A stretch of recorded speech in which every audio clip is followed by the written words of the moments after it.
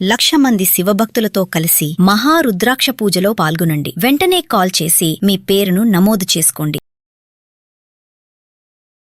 అమ్మ మామూలుగా ఎవరైనా సరే ఒక ఏజ్ వచ్చిన తర్వాత 20 ఏళ్ళ అమ్మాయి ఇలా ఉండాలి, 30 ఏళ్ళ అమ్మాయి ఇలా ఉండాలి, 40 ఏళ్ళ అమ్మాయి అలా మనం ఏజ్ వైజ్ చూసుకుంటే ఈరోజు మాత్రం ఖచ్చితంగా 50 ఏళ్ళు దాటిన స్త్రీ ఎలా ఉండాలి? ఎందుకంటే కొంతమంది సింగిల్గానే ఉంటారు, మాకు బాగుంది కదా, మాకు కాళ్ళు చేతులు బాగున్నాయి, ఎవరిపైన డిపెండ్ అవ్వాల్సిన అవసరం లేదని పిల్లల దగ్గరికి రాని పేరెంట్స్ చాలా మంది ఉన్నారు. 50 కానీ 60 కానీ 70 కాని వాళ్ళు కూడా రాకుండా ఉన్నారు. సో 50 దాటిన వాళ్ళు ముఖ్యంగా స్త్రీలు ఎలా ఉండాలి?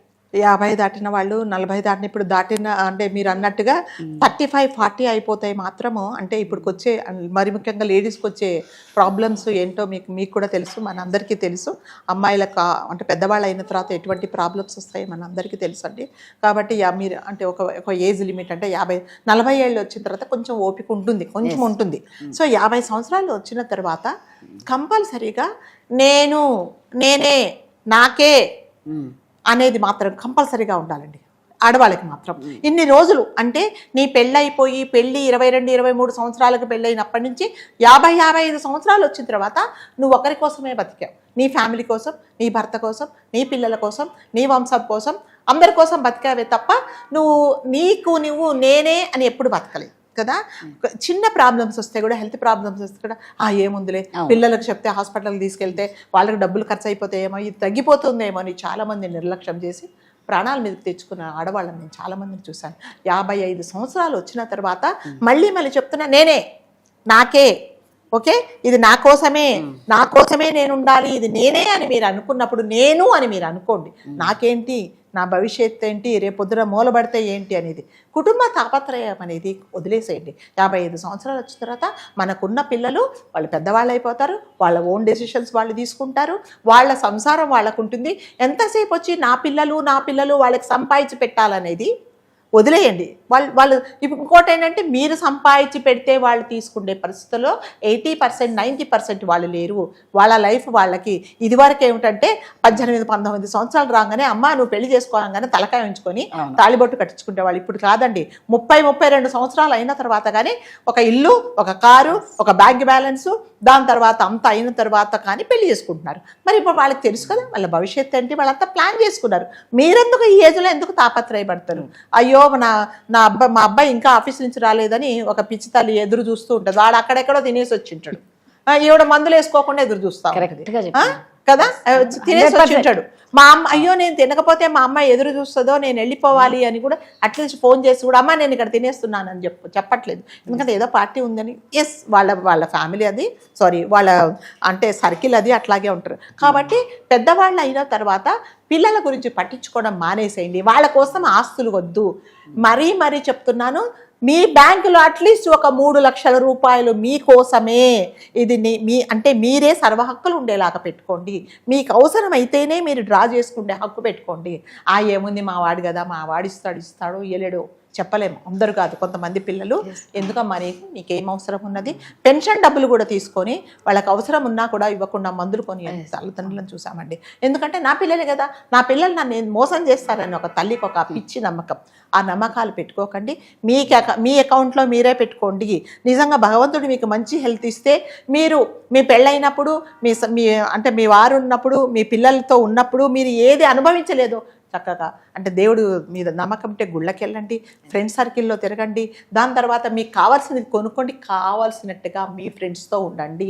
నిజంగా ఈ 55 సంవత్సరాలు దాటిన వాళ్ళు ఎన్ని రోజులు గడిపారంటే ఎప్పుడు గడిపారు, ఎంతసేపు సంసారమే అంతే. ఇప్పుడు ఇక్కడ బ్రేక్ఫాస్ట్ రెడీ అవుతుంటే మధ్యాహ్నం భోజనం గురించి ఆలోచిస్తారు, మధ్యాహ్నం భోజనం రెడీ అవుతుంటే రాత్రి గురించి ఆలోచిస్తారు, రాత్రి ఇంకా పడుకొని కళ్ళు మూసుకొని అయ్యో బాబాయ్ 12ంటికి అయ్యో పప్పు నానబెట్టలేదే, నేను పోయి తొందరగా పప్పు.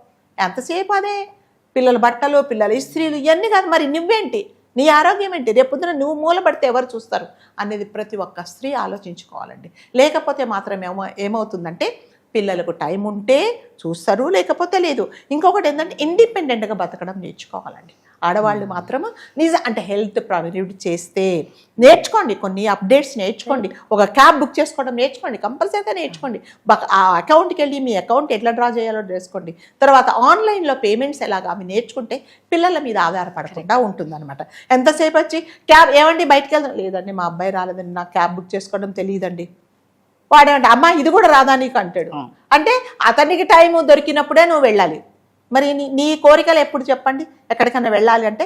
సో ఇవన్నీ కంపల్సరీగా నేర్చుకోండి, కొన్ని చిన్న చిన్న నేర్చుకొని మీ ఆరోగ్యం మీరు చూసుకోండి. కంపల్సరీగా ఇంటి గురించి, ఇంటి పిల్లల గురించి, మీ పిల్లల గురించి తాపత్రయపడకండి.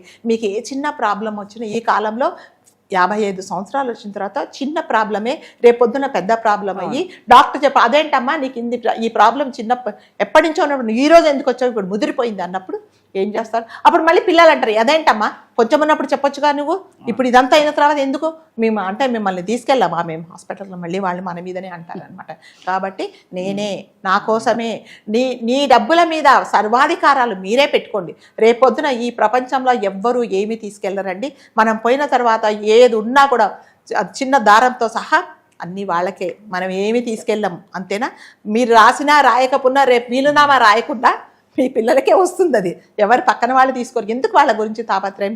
కొంతమంది నేను చూసానండి, ఒక ఫ్యామిలీలో పాపం అతనికి కిడ్నీ ప్రాబ్లం వస్తే మేము చెప్పాము అంకుల్ హాస్పిటల్కి వెళ్ళండి, వద్దమ్మా పిల్లలకు నేను చచ్చిపోతే ఈ అనవసరంగా పైసలు ఎందుకు అని చెప్పేసి దాచిపెట్టి లాస్ట్కి 2 కిడ్నీలు పాడైపోయాడు.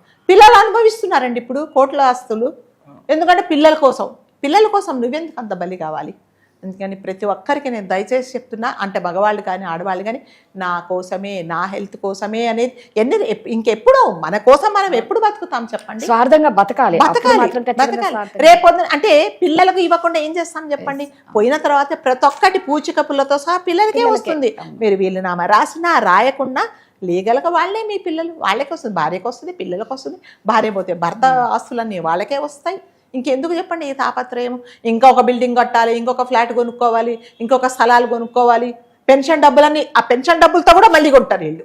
అందుకని అసలు వాళ్ళు వెళ్ళిపోయినా కూడా ఎంతెంత ఉంటుందో వాళ్ళ పర్సులలో కానీ, అవునండి చాలా దాచుకుంటారు, డబ్బాలలో కానీ, బీర్వాలు వాళ్ళ బట్టల కింద కానీ, పిల్లల కోసం, మనవాళ్ళ కోసం, మనవరాళ్ళ కోసం వీళ్ళ డబ్బులు వీళ్ళ మందులు వేసుకోకుండా ఇప్పుడు ఈ యంగ్స్టర్స్ అందరి వాళ్ళ భవిష్యత్తు వాళ్ళు చూస్తున్నారండి.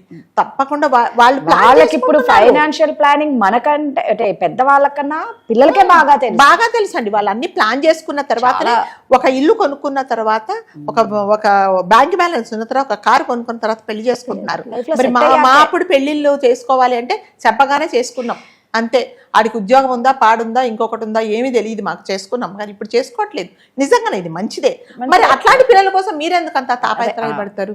ఎంతసేపు మందులు వేసుకోకుండా ఇంకా మా వాడు రాలేదే, మా కొడుకు రాలేదే, మా కూతురు రాలేదే అని అంటే నీ ఆరోగ్యమే పాడైపోతుంది. మళ్ళీ వాళ్ళు చెప్పే మాట వినేంత టైం కూడా వాళ్ళకు ఉండదు. పోనీ స్పెండ్ చేయడం రాగానే ఏం నాన్న ఇంత లేటుగా వచ్చావు, నిన్ను ఎవరు ఉండమన్నారమ్మా, నువ్వు మందులు తిని నీకు తెలీదా, మందులు వేసుకొని తిని పడుకోకపోయావా, నీ ఎవరున్నారు నీకు తెలీదా, బయటకు వెళ్ళి మళ్ళీ ఉల్టా వీళ్ళకే మాటలు ఎందుకు చెప్పండి?